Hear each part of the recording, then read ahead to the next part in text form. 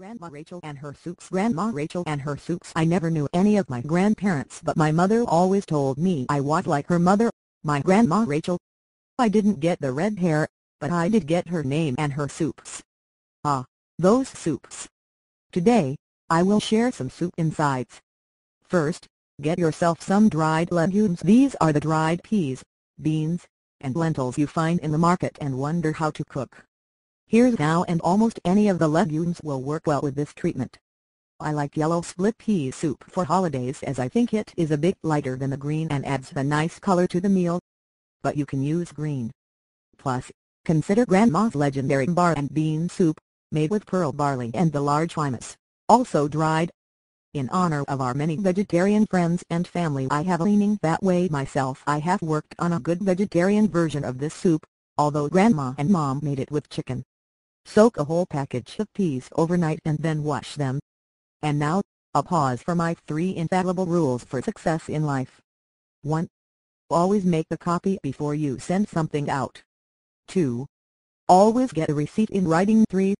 Always fry an onion before you cook. We will deal with rule number 3 in this post. Before you prepare any of these soups, fry several onions in whatever fat you prefer. I like either butter or margarine until they are light brown. Adding raw onions is not the same. My father always said he hated onions, but we all knew that he loved the fried ones when Mom cooked with them, although I'm not sure to this day that he knew it. Then add 10 to 12 cups of water depending on how thick you like your soup and bring to a boil. Add the peas, turn down the flame, cover and cook until they burst out of their shells and make a nice thickish liquid. I like mine a little thinner for a first course. You could also add 1 cut-up chicken if you like and cook in the soup for an hour. For the chicken version, add 2 cups of cut-up carrots, 1 cup of cut-up celery, cover and simmer. For the vegetarian version, I add a pound, yes you heard me, of peeled, cut-up carrots to bring sweetness to the soup and 2 cups of cut-up celery. Salt and pepper to taste. I have also sometimes added some crushed garlic to the soup, but for a first course, I like it a little simpler to prepare the palate for the goodies to follow. I feel it incumbent upon me to discuss the barley and bean soup just in case you want to go for it, and this would not be a bad thing. Follow the directions above, but do not use all the barley in the package, only half, and use the very large limas. Cook until the beans split. As before, add carrots and celery in amounts listed above. This soup defines hearty, and it is Grandma's signature soup. It is hard to serve it before dinner and still eat the main course, so make it for dinner instead, especially with chicken. The word about chicken soup. Many of the steps are the same.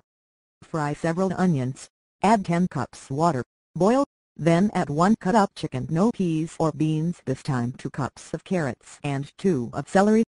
Cook for at least an hour covered on simmer, and here's the secret to that famous taste. Add an entire bunch of parsley and 1 of dill. Remove most of it before serving. Of course, it cannot be denied that noodles and or matzo balls go well in this soup. Then do not take the fat off the chicken first. This would be a mistake. The fat helps to give the soup its inimitable flavor. If you don't want chicken fat, you shouldn't be eating chicken soup. I am convinced it is the fat that heals you.